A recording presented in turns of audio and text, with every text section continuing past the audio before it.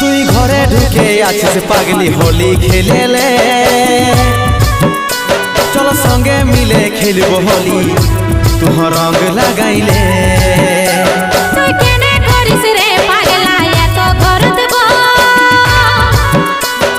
বাপে মায়ে দেখলে এখন কি বলিবে দিব। আমি আছি রে খেপি তুই চিন্তা করিস না, আজি রঙ লাগাই করবো এমন ভাবনা করিস না। হাতে হাত ধরে পাগলি দিছি কথা, এই ফাগুনে ভরব